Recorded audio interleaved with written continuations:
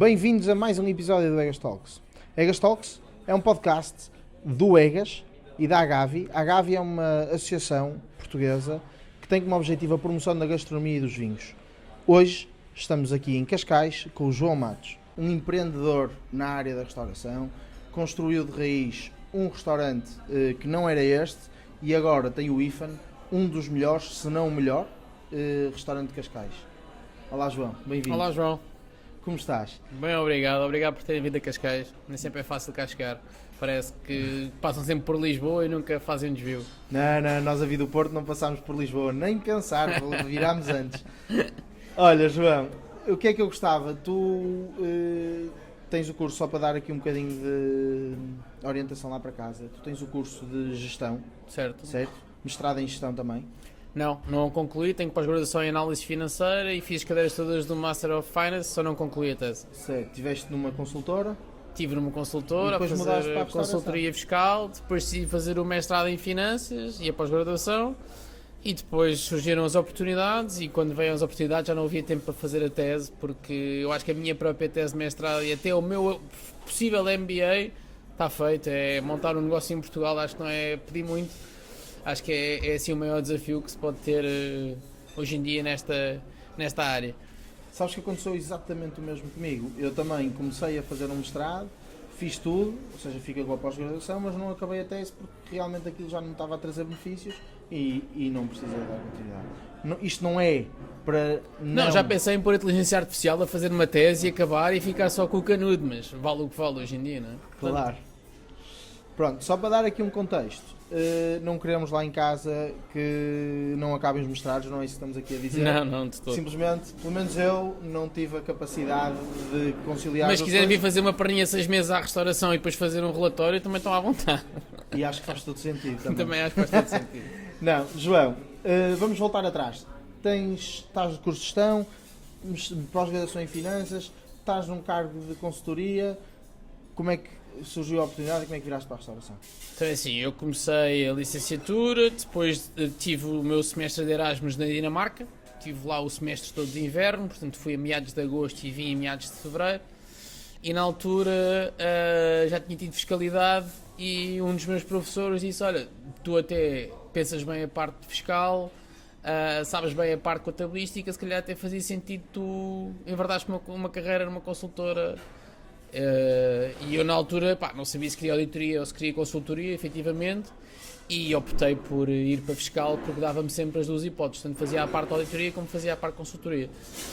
A verdade é que depois de ter candidatado à Deloitte fizemos o processo todo, portanto eu acabo o curso a meados de julho e em setembro já tinha emprego garantido, portanto eu entrei na Deloitte em setembro de 2011. E a verdade é que depois de lá ter estado, acabei por perceber entre Portugal e Angola, com alguns projetos em Angola, algumas Estiveste semanas. em Angola também? Estive em Angola, fazia só banca e seguros, cá e lá.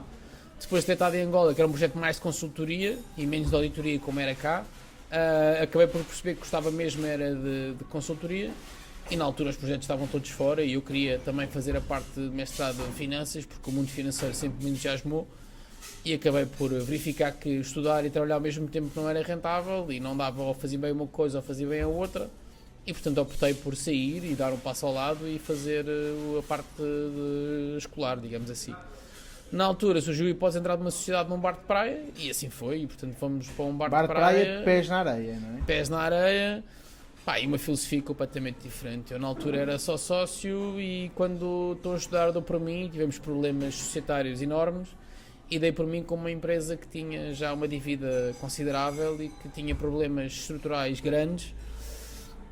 E, portanto, Como é que se chamava o restaurante? Chamava-se Cascas. E acabei por sentir ali o desafio de levantar uma empresa, porque a verdade é que nós estudamos gestão ou tiramos um mestrado e não sabemos nada. Portanto, ali foi in loco fazer tudo de raiz, havia uma dívida perto de 200 e tal mil euros. E Um restaurante de praia é imenso. é imenso, havia um contrato de arrendamento que ia acabar em 3 anos e havia a necessidade de, pelo menos, devolver à família, porque aquilo era um investimento familiar, da família não pôr os 200 mil euros para salvaguardar as suas dívidas e, portanto, abriu-se aqui o desafio E foi assim uma escola também, foi cometer os erros todos possíveis e imaginários e aprender todas as valências, desde gestão de recursos humanos, ao marketing, à operação, à contabilidade, às finanças, a perceber como é que isto se mexia.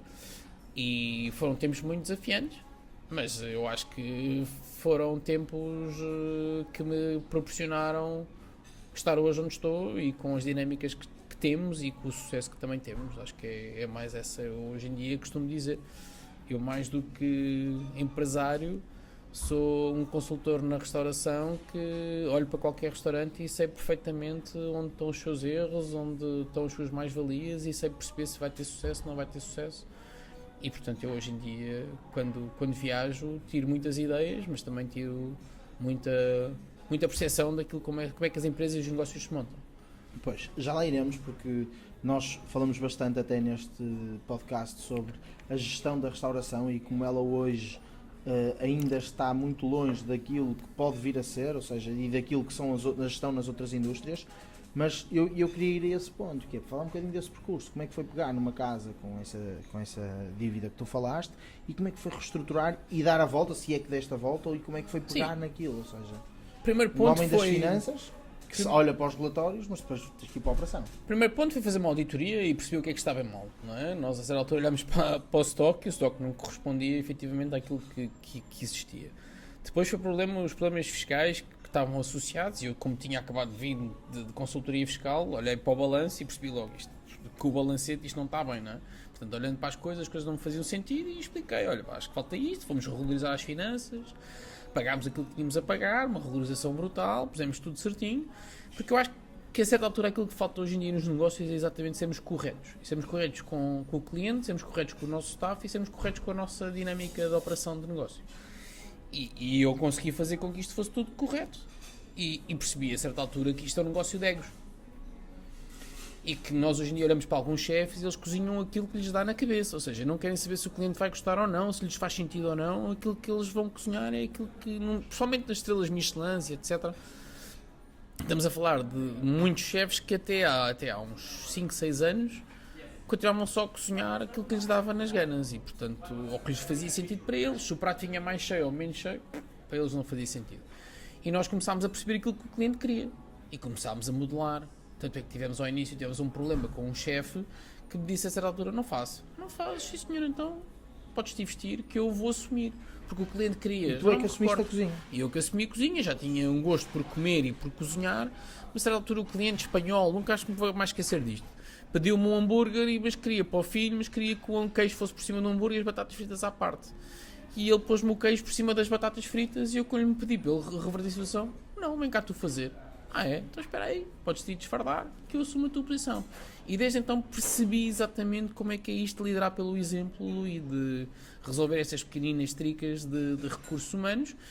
Que na restauração é um problema enorme, não é? Que na restauração é um problema enorme porque as chefias são pouco honestas e pouco humildes. Porque eu posso dizer, eu conheço já algumas profissões, já viajei um bocadinho, e posso dizer que trabalhar na restauração é extremamente violento. Quer hoje em dia a parte psicológica, a parte física, desde há muitos anos para cá. Falamos de horários que ninguém quer ter, falamos de não sei quantas horas em pé, falamos de dores nas costas, falamos de dores nas pernas, falamos de sobe escada, desce escada.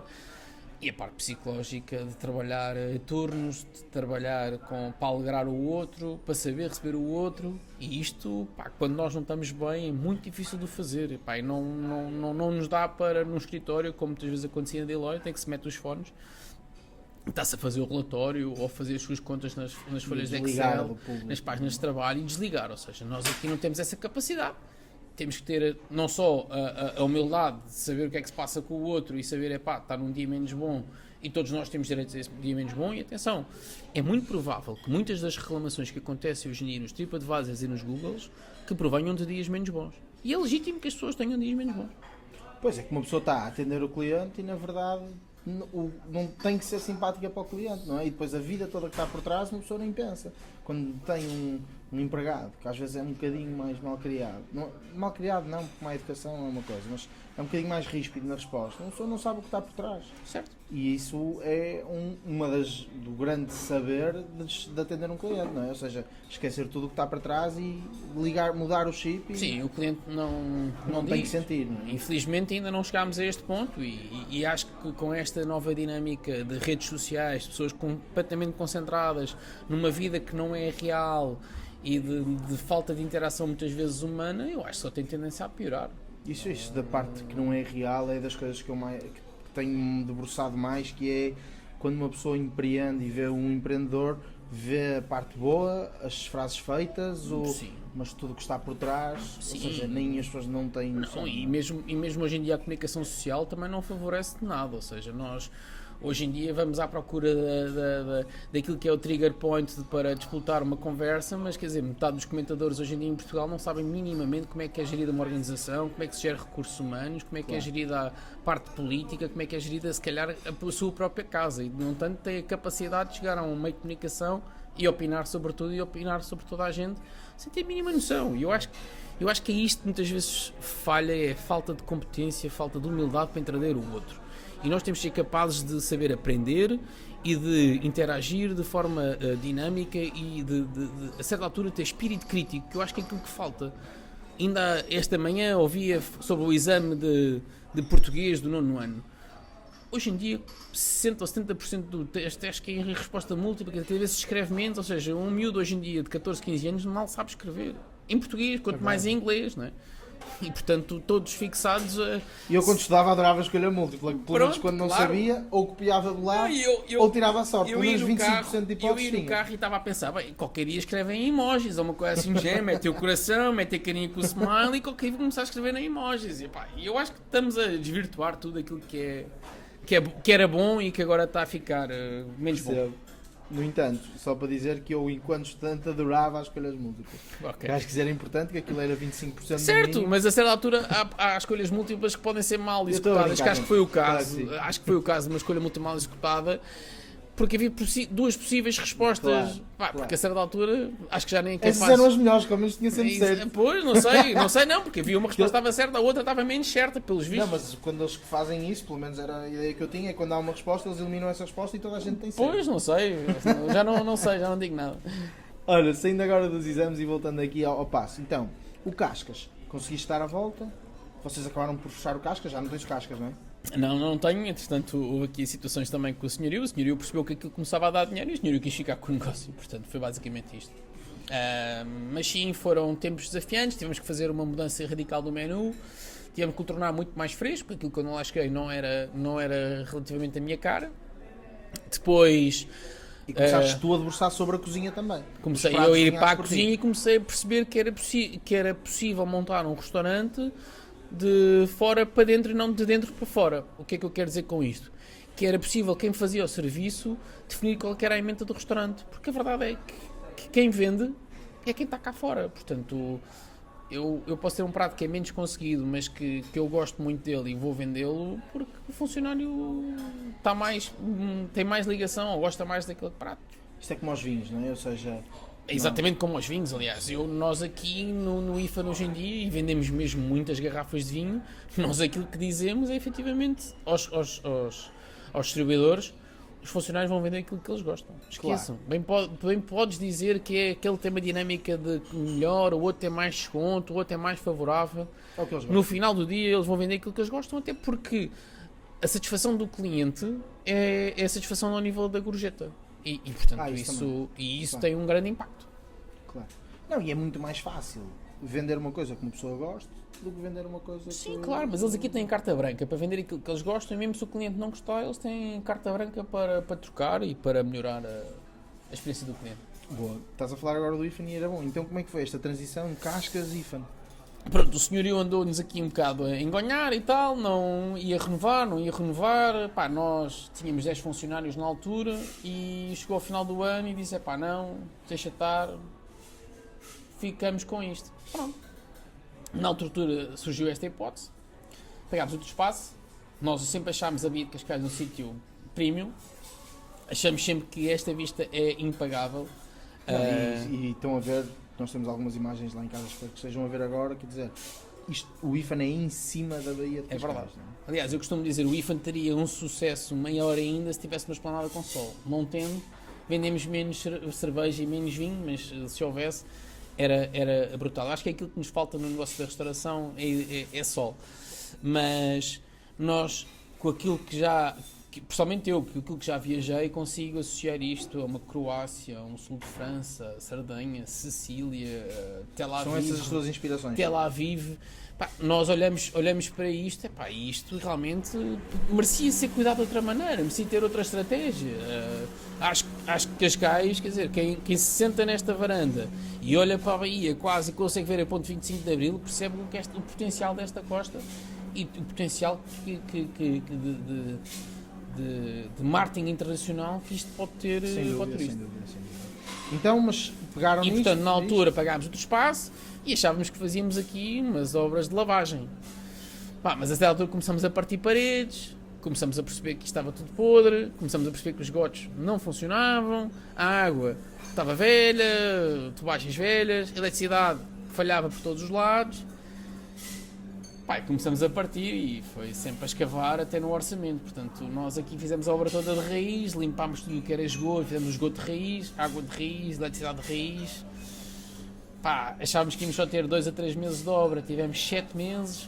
Os 10 funcionários, entretanto, estavam connosco, não é? Portanto, nós a pagar salários e rendas e, portanto, a assumir aqui um encargo, para além do investimento no próprio espaço, um investimento em recursos humanos.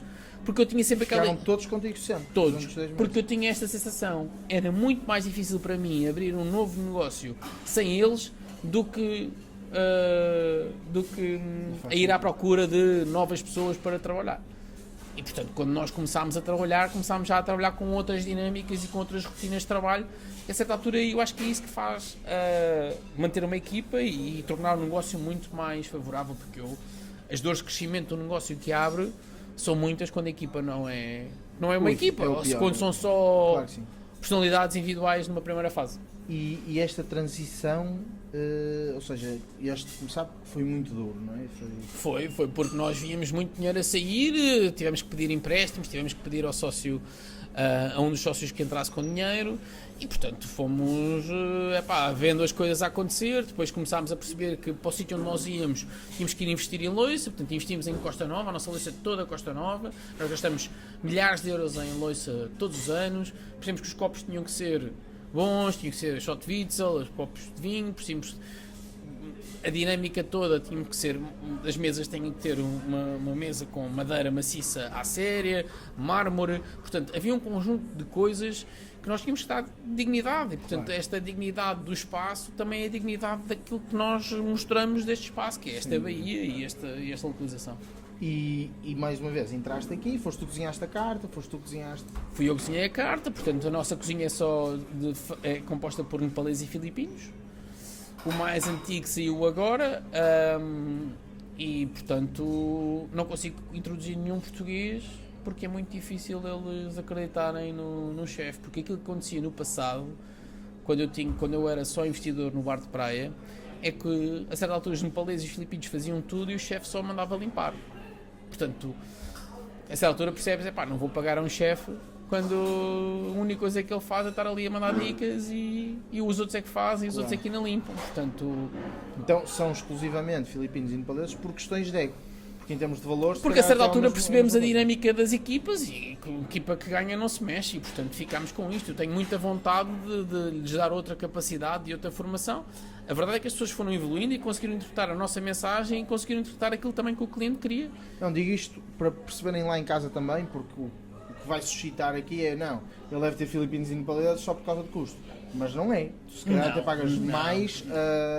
Não, estamos a falar de pessoas que já trabalham connosco. O último que saiu há 12 anos. Agora, o último sai e ele chorava no último dia. E eu, a mesma coisa. Atenção, foi um funcionário que teve um infarto no ginásio, que foi para o Hospital de Santa Cruz. O Hospital de Santa Cruz liga-me, porque a única coisa que ele sabia dizer a seguir ao infarto era dizer IFAN, IFAN, IFAN, IFAN. E ela ligou para o IFAN, não é IFAN. E então a dizer, olha, temos aqui um sujeito filipino e tal, por favor venha cá identificá-lo. Lá fui eu ao Hospital Santa Cruz durante X dias, primeiro identificá-lo, saber qual era o estado de saúde dele, pá, e depois andámos aqui a ajudar o indivíduo, portanto, faz parte de uma família que é a minha e portanto, foi cuidado. E neste momento só saiu por questões da habitação, ou seja, está tão impossível de alugar casa em Cascais que ele viu-se obrigado a viver para Setúbal. Pá, sejamos sinceros, de Setúbal para Cascais vir todos os dias é impossível. E portanto, ele não teve outra opção. Mas isto nos Filipinos Impaleses, eu tenho com muito orgulho de dizer que já trouxe famílias, filhos, já tenho pessoas que conseguiram formar cá as suas famílias, já tiveram filhos cá, já são filhos portugueses e que merecem toda a consideração do mundo. E que infelizmente, pelas contingências que nós hoje em dia vivemos, não conseguem viver perto dos seus locais de trabalho e têm Mas isso quer sejam filipinos, quer sejam nepaleses, quer sejam sim, portugueses, hoje em dia, não é? aliás, sim, hoje em dia já a crise da habitação vale tudo pela falta de dinâmicas e de falta de experiência dos nossos profissionais políticos.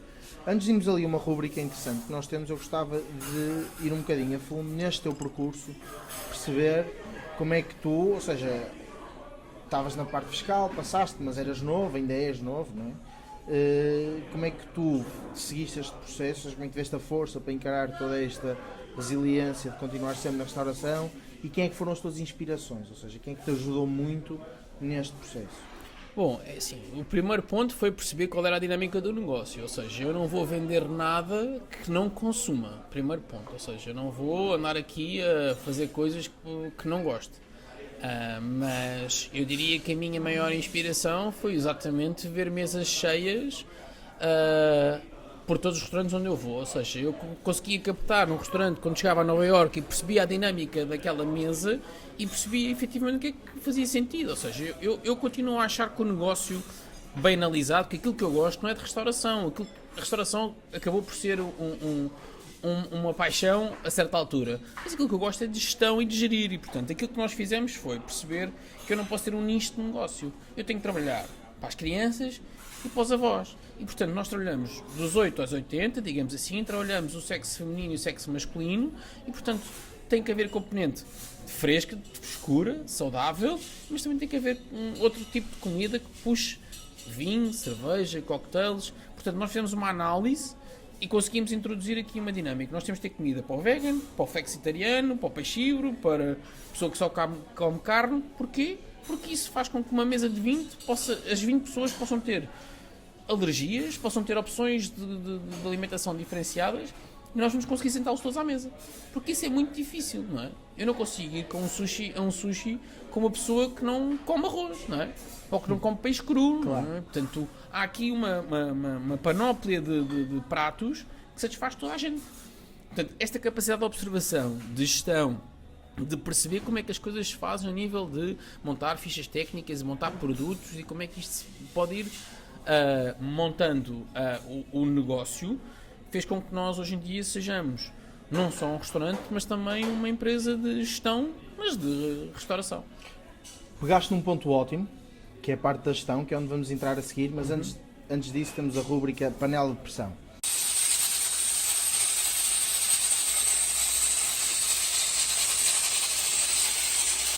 Certo, conta.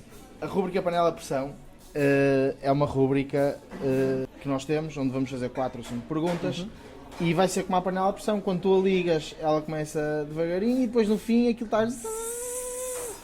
E é exatamente isso que nós vamos fazer hoje. Então vamos lá às nossas perguntas da panela de pressão. A primeira, isto ainda está calminho e voltando se calhar aqui até vamos tocar no cascas, mas preferes ir a um restaurante que é pés na praia ou a um restaurante clássico, tradicional, no centro da cidade, aquele que mais... Depende da experiência. Onde for para comer melhor. Então é claramente a decisão, é claramente a comida. Não quero saber se é toalhas de papel ou toalhas de pano. Onde for para comer melhor. Então agora vamos à segunda pergunta. Preferes ir a um restaurante cheio de pinta, tipo o IFAN, mas a comida é uma comida média fraca? Ou vais àquele tasco em que tu entras, imagina, entras, passado 2 minutos a tua roupa está a cheirar a fritos, aquele fritos que tu tens que chegar a casa e deitar a roupa fora. Prefiro o tasco. Sem dúvida nenhuma. Mas não deixes ir ao restaurante fancy Pela para experiência. tirar ideias e para aprender. Mas o tasco sempre, a comida sempre. O tasco sempre. Aliás, eu continuo a ser daqueles, se calhar sou dos poucos jovens, digamos assim, que ainda continuo a comer iscas e moelas e tudo. Não, eu sou jovem e como iscas e como Pronto, elas. mas E gosto muito. mas já não acontece muito. Não, isso acredito que não. E agora uma pergunta assim mais diferente. Preferias perder o paladar durante o ano, um ano inteiro, sem paladar, mas o IFAN ganhava uma estrela Michelin, ou mantinhas o teu paladar e o IFAN nunca ganharia uma estrela Michelin? Não, eu vou-te dizer, quando tive Covid, eu perdi o paladar. E os primeiros meses a vir trabalhar foi muito difícil. E portanto, o paladar sempre. Que se lixa a estrela. Eu não quero saber das estrelas Michelin para nada. Às vezes ajuda. Para quê? Não, traz público, os restaurantes crescem, é um Traz reconhecimento, público, não é? É um reconhecimento, mas eu acho que já está um reconhecimento ultrapassado, não é? Porque a certa altura o meu problema com as estrelas Michelin é quantas vezes lá vais voltar para repetir? É que o negócio a certa altura das estrelas Michelin, ok, vou lá uma vez e não as repito. Certo. Não, tem que ser assim uma experiência memorável. Eu acho que isso faz toda a diferença. Porque é na repetição que está o sucesso do negócio e a capacidade de pagar melhor aos teus funcionários e de ter as outras dinâmicas de futuros investimentos mais para a frente. Porque eu ir uma vez a uma estrela Michelin, aquilo até corre mal, o passo-a-palavra é muito pior. Agora aqui a dinâmica, podemos ter dias menos bons, mas não temos a pressão da estrela. Certo. E agora assim uma última pergunta, que é, preferias ter comida no IFAN? Esta pergunta vem num sentido, que é-te muito caro fechar durante um mês, não é? Uhum. Preferias ter comida salgada durante um mês, mas não fechavas? Ou fechar durante um mês? Lá está, voltamos a bater no Covid. Nós quando tivemos 3 ou 4 elementos com Covid, fechámos logo, sem pestanejar. E tivemos 10 dias fechados numa das vezes, na outra também tivemos 6 dias, Fechavas. que se fez. Sim senhor, e está feita a nossa panela de pressão 2. Vamos agora pegar no tema da gestão novamente.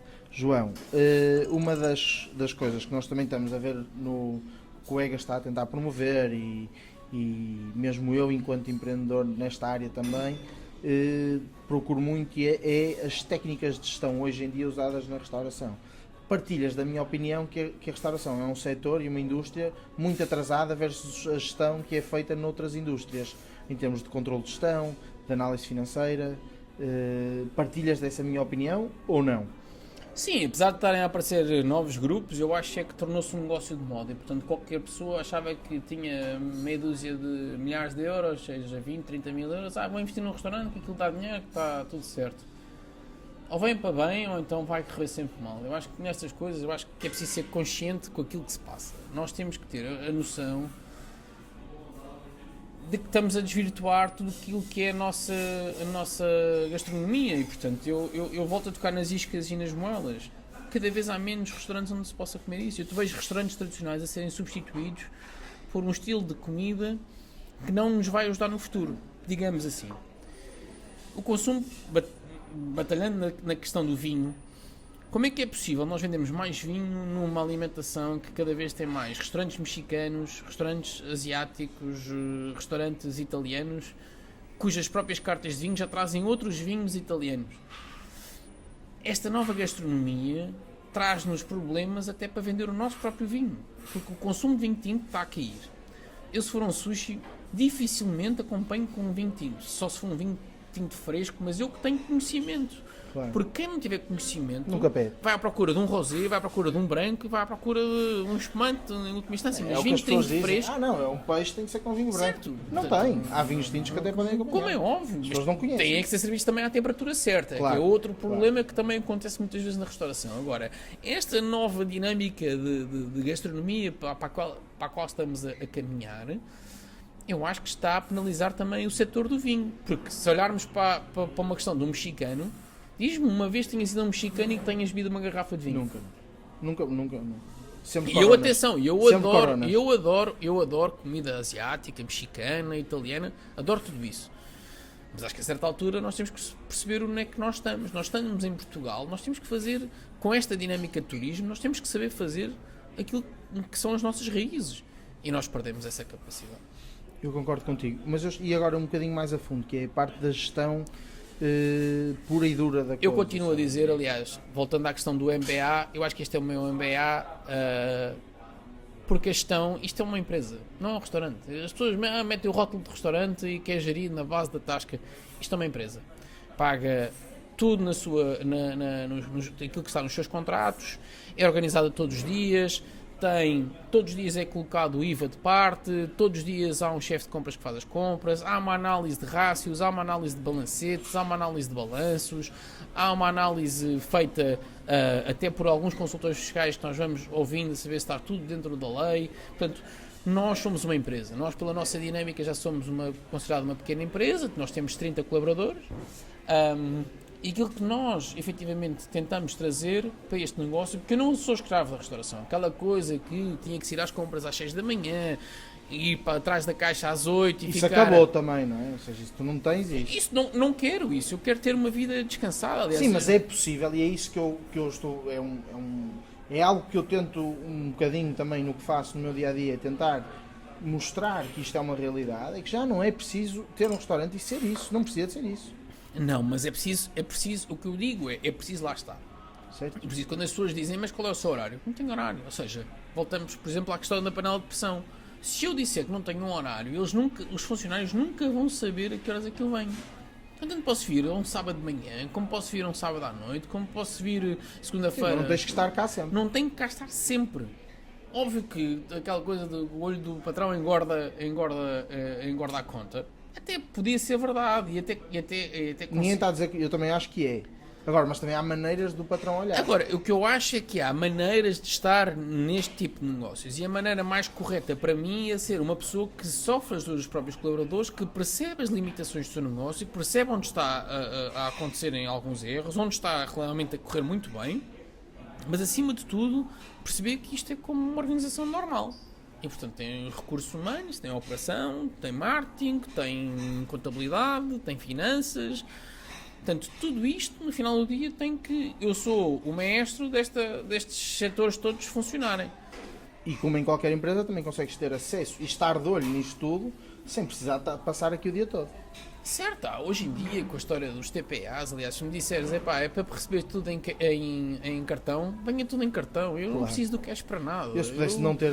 Hoje em dia nós utilizamos o cash para fazer a provisão dos nossos impostos, portanto nós não queremos ser certinhos e queremos mostrar por A mais B que a restauração pode e deve ser feita por profissionais e por pessoas que estão cá de bem. E por isso é que eu acho que sérias. E por isso é que eu acho que este surgimento de alguns grupos na restauração vieram a fazer, mostrar que seja possível ter vários restaurantes com rigor. Quer dizer, não andamos aqui a montar um grupo de restauração de tascas, não é? Portanto, olhamos para isto de forma correta. É possível ter um restaurante, ter uma gestão profissionalizada e estarmos perto daquilo que se faz noutras indústrias, em que claramente não é preciso o patrão estar completamente... O problema aqui foi, já não me recordo quem é que fez a baixa do IVA, em que baixaram o IVA e que houve aqueles donos antigos de restaurantes que foram correr comprar carros e já eram os patos bravos e trocavam por aqueles Mercedes. Isso é gestão antiga, não é? Essa gestão antiga faz com que agora não seja possível baixar o IVA. Pois, também. Porque se me disseres que me baixas o IVA e eu aumento salários na mesma proporção, eu assino por baixo. Claro, todos. Acho que todos. Eu quero acreditar que todos. Sim. Quero acreditar que todos. Não é? Sim, Porque claro. eu acho que as pessoas que trabalham nestas áreas têm que receber de melhor. O desgaste físico é enorme. Assim como uma pessoa que também está a apanhar o lixo tem que ser gerida de outra maneira. É verdade. Portanto, comparado com o administrativo que está sentado a uma secretária, o desgaste físico, quando uma pessoa tiver 50 ou 60 anos, é completamente diferente do estado de saúde de cada um deles. Agora, antes de irmos ao último ponto que queria falar contigo e discutir contigo, vamos a mais uma rúbrica. E esta rúbrica é a minha estrela. Ok. Ora bem, na rúbrica A Minha Estrela, então vamos à rúbrica A Minha Estrela. Na rúbrica A Minha Estrela, eu vou dizer vários pratos da tua carta e tu vais dizer qual é que preferes. Certo. Sardinha ou cru de corvina? Sardinha. Sardinha ou ovos rotos com alheira de mirandela? Sardinha. Sardinha ou porco preto alentejana? Sardinha. Sardinha ou escabeche de pato? Escabeche de pato. Escabeche de pato ou porco preto alentejana? Escabeche de pato. Escabeche de pato ou solomilho com perri? Escabeche de pato. O escabeche de pato ou o bitoque? Bitoque. Bitoque ou pica-pau no vinho? Pica-pau. Pica-pau ou atum a café? Atum a café. Atum a café ou tataki de novilho? Atum a café. Atum a café ou tempura da horta? Atum a café. Atum a café ou tarte de abóbora com queijo de cabra? Difícil, mas atum a café. Atum a café ou polvo de verão? Atum a café. Atum a café ou tempura de gambas com chili? Atum a café. Atum a café ou patanista? Atum a café. Atum a café ou tortilha de inhame e coração de borrata? E atum a café. Atum a café e tártaro de raba e nuri? Atum a café. Atum a café e ameixa e queijo de cabra? Atum a café. Atum a café ou lagareiro de polvo? Atum a café. Para terminar, atum de café ou brás de bacalhau? Também é difícil atum a café. Atum a café é a estrela do João. É verdade. mas é engraçado porque foi um prato que surgiu do famoso bife à café que ficou famoso em Lisboa. Nós aqui o que fazemos é, a base do molho é a mesma, portanto ele leva molho inglês, leva soja, por causa da história do atum, e leva um brandy ou whisky, como queremos chamar, e vinho do Porto Branco. Portanto, o molho é feito da mesma maneira como se fosse, a única coisa que a gente não faz é adicionar a parte das natas. E não o fazemos porque juntamos uma gema curada em soja. E a verdade é que o facto de termos trocado a proteína do lombo para o atum não diferenciou em nada, e a parte crocante, que é a alcachofra de Jerusalém frita, ainda dá mais gosto ao prato. E portanto o prato tem muito, muito sucesso. Como tem um excesso de doçura o molho, aquilo que nós fizemos ainda foi juntar kale. E, portanto a kale com aquela acidez torna o prato com muito umami. Bem, vamos ter que experimentar esse prato já a seguir. Agora vamos continuar aqui a nossa conversa e falando um bocadinho da Agavi. A Agavi é uma associação que tem como objetivo a promoção da gastronomia e do vinho português. Certo. Aqui nos vinhos já há algumas associações a trabalhar, mas a gastronomia ainda está uns passos atrás. E aquilo que nós olhamos muitas vezes e o que nos deparamos é, e eu falo imenso disto, nós temos um restaurante japonês e o nome é de japonês. Temos um restaurante italiano e é um nome italiano. Temos um restaurante chinês, nome chinês. Temos um restaurante francês, nome francês. Temos um restaurante português lá fora e o nome é um nome afrancesado ou simplesmente não aparece nenhuma referência portuguesa. Um que eu conheço, que é dos melhores restaurantes de Andorra, é o Che Paulo e é um restaurante português e é Che Paulo. Ou seja, acho que hoje em dia está a mudar. Por exemplo, em Londres, se formos olhar para o caso do Nuno Mendes, que é para mim uma referência na gastronomia, do Caixeiro. Falamos do Lisboeta, não é? Portanto, o Nuno Mendes tem o Lisboeta, que é muito conhecido já em Londres e que as pessoas valorizam bastante aquela gastronomia, aquela forma de confeccionar, aliás. Certo, mas é entre milhares de restaurantes, ou seja, o que nós, certo, aliás, nós tanto aqui... é que diziam que lá o Nando's tinha origem portuguesa e não tem origem portuguesa. Lá o Chicken Grill não tinha origem portuguesa e não tem nenhuma origem portuguesa. Mas porquê é que achas que não há este orgulho e esta promoção? Porque nós, quer dizer, os portugueses estão em todo lado. E porquê é que não há esta promoção da nossa eu acho que, por gastronomia? exemplo, o João Rodrigues está a fazer um ótimo trabalho com a história do projeto de matéria. Acho que há muitos produtores hoje em dia que estão a fazer ótimos trabalhos porque estão a trazer-nos produtos que são claramente superiores àquilo que encontramos no mercado. Acima de tudo, eu acho que nós agora com a história do boom do turismo vamos aproveitar esta onda e acho que o Avilés já está a fazer isso em Macau, o Sá Pessoa a mesma coisa, não me recordo os nomes dos restaurantes que o Sá Pessoa abriu em Amsterdão, acho que foi Arc, não sei. Certo, mas nenhum em Londres é Joia. O que eu acho é que já está a chegar a uma fase em que vamos poder ter nomes portugueses e já acontece. Sim, mas é algum trabalho que é feito, inclusive é trabalho da Agavi, que tem 15 anos nesta matéria, de promoção, mas o porquê de estarmos tão atrasados versus outras... Qual é a tua opinião? Estarmos tão atrasados versus outras... Mas eu continuo a achar que é o trabalho que também estamos a fazer internamente. Se nós só abrimos restaurantes de estilo internacional, também as gerações que cá estão também só vão cozinhar um certo estilo internacional. Portanto, quando for para ir lá fora e abrir um conceito português, torna-se mais difícil, não é? Porque a questão é que os estrangeiros chegam hoje e se formos aqui andar por Cascais à procura um sítio com sardinhas, são muito poucos. Ou seja, nós hoje em dia já nem vendemos sardinhas, praticamente. Pois é isso. Nós também não os tornamos sexys, não é? É sempre aquela sardinha que vem do carvão. Nós aqui fazemos com que ela seja sexy. Nós ele já vem, já temos sardinha. Vocês sim, vocês estão a fazer um Sim, trabalho está espetacular. bem, mas o que eu estou a dizer é que nós podemos é lançar modas, não é? Portanto, hoje em dia, se formos ao Algarve, em alguns dos mercados, até já nos arranjam sardinha filetada, sem a parte da cabeça, sem a parte das vísceras, e portanto o trabalho está completamente facilitado, não é? Aquela coisa do cheiro, do chiqueiro, já não acontece. O que eu acho é que é a mesma tendência, ou seja, nós vamos receber um turista e a comida que lhe vamos dar é uma experiência já internacional, ou é massa com trufa, ou é pizza, ou é o taco, Certo. carnitas. Não, mas tu reinventaste aqui os pratos portugueses e embelezaste-os, não é? Tornaste-os sexys. E por isso é que nós, por exemplo, nós nunca tínhamos tido sardinha até há 2 anos. A partir do momento em que sentimos que há não só mais estrangeiros a comprar casa em Cascais e que há mais pessoas a nos visitar e que já vêm com as reservas marcadas, porque qual é o nosso problema hoje em dia? A sala é pequena, tu vais de férias, como os estrangeiros vêm, já marcam os seus restaurantes. Quando um português se lembra de marcar o restaurante, infelizmente já não tem capacidade. E mesmo para ser de forma democrática, como temos 2 pisos, fazemos com que o primeiro seja com reservas e o de baixo por ordem de escada. Porque nós entendemos que quem estaciona o carro, quem anda a pé, quem apanha chuva, quem apanha frio, para vir cá e depois chega aqui e leva uma nega, não é de todo democrático, não é de todo coerente com aquilo que são os nossos valores e a nossa visão de negócio. E portanto nós temos sempre uma ínfima hipótese de aceitar pessoas. Pode demorar 1 hora, 1h30, mas há sempre o compromisso de que a partir do momento em que a pessoa entra cá para dentro, não vai para trás e que vai ser servida. Certo. Agora, o estrangeiro quando cá chega sabe que pode ter sardinha, um bocadinho, se calhar com um toque mais asiático, talvez. Com umas berinjelas com um toque mais mexicano, talvez. Mas há uma coisa que nós vamos fazer, que é ter a honestidade de trabalhar produto português e não vamos desvalorizar nem o bacalhau, nem o polvo, não vamos desvalorizar aquilo que é a nossa pesca. Por exemplo, nós temos lapas da Madeira, um fornecedor que já trabalha comigo há mais de 10 anos e que eu tenho todo o gosto em manter estas relações. Claro. Agora, vamos continuar aqui a olhar para os produtos caros? Eu sou sincero, se a salada de salmão não fosse um sucesso, eu já tinha abolido o salmão. Certo.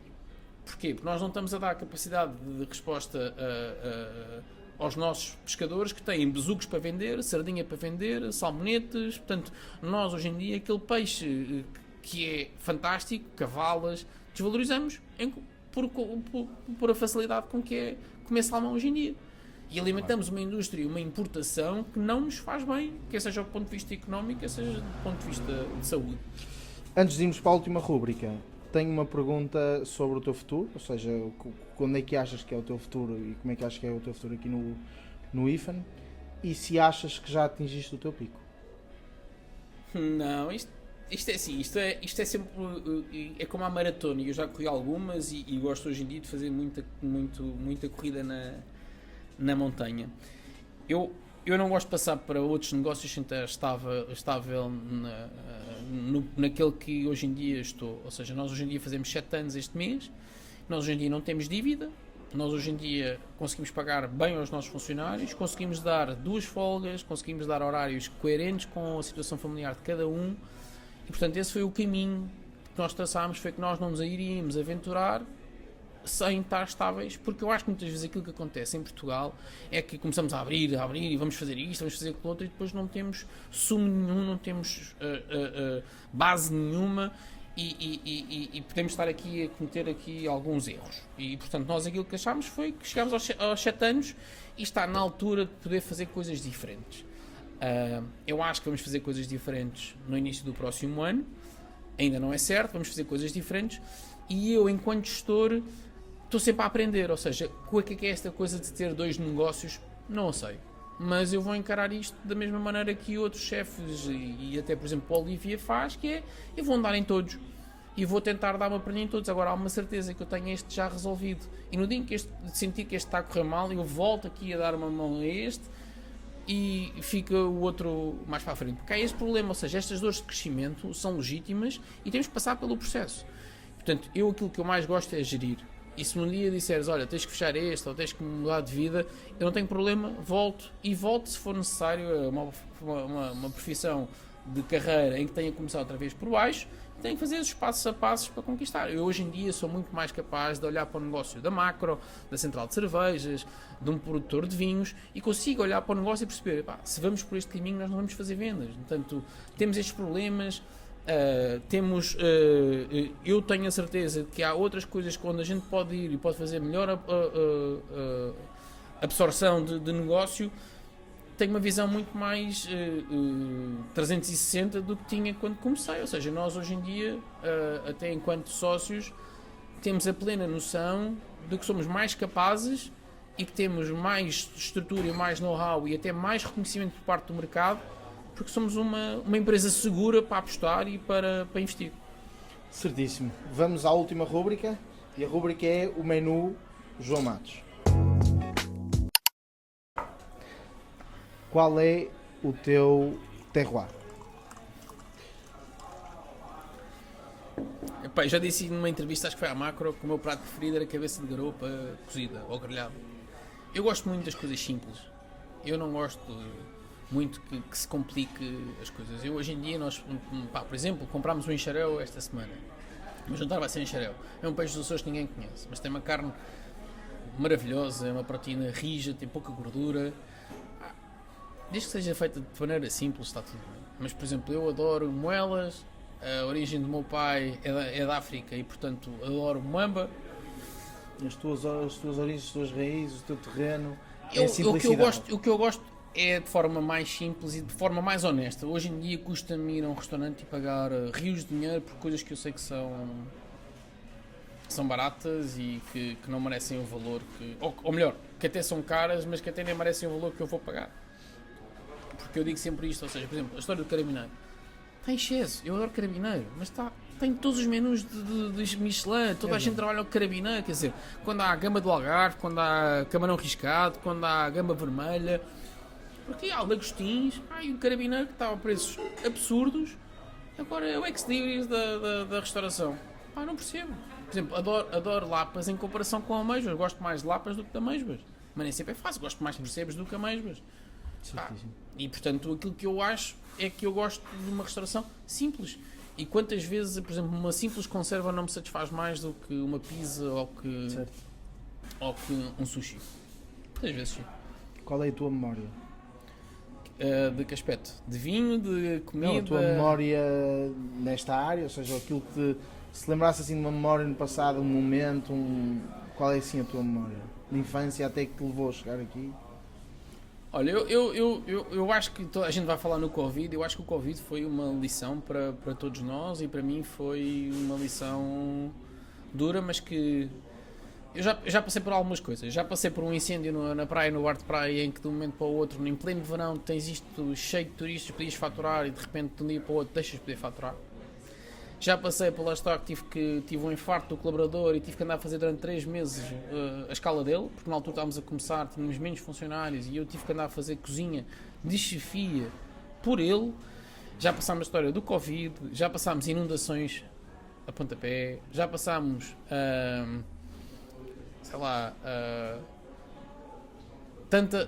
tanta coisa ao nível do staff, que falha um hoje falha o outro, já tivemos situações com a Câmara, já tivemos situações para resolver de fornecedores complicadas. Eu acho que nós já passámos por algumas coisas. Agora, a minha maior memória é esta capacidade de resistir e esta capacidade de aguentar a pressão.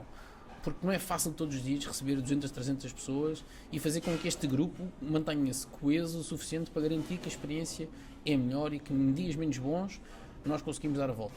E eu tenho muito orgulho nos funcionários que tenho e que vão e que venham, e digo sempre que saiam daqui para outros, que é legítimo que sigam as vossas vidas, por favor não cheguem ao lado de lá, digam que façam e que acontece e que vão ganhar mais dinheiro e depois não verificam.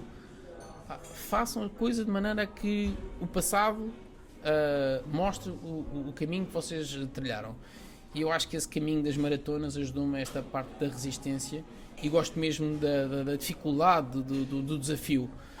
Agora, da resiliência. Claro, sim, da resiliência. Agora, sejamos sinceros, eu acho que estamos também a chegar a uma fase em que os fatores externos estão a ser demasiados para os negócios que estão em Portugal hoje em dia. Temos demasiada influência externa que não conseguimos controlar, ou porque nos tiram estacionamento, ou porque criam dinâmicas do Conselho que não nos favorecem, ou é a habitação, ou são os impostos, ou são as próprias políticas de investimento por parte do país.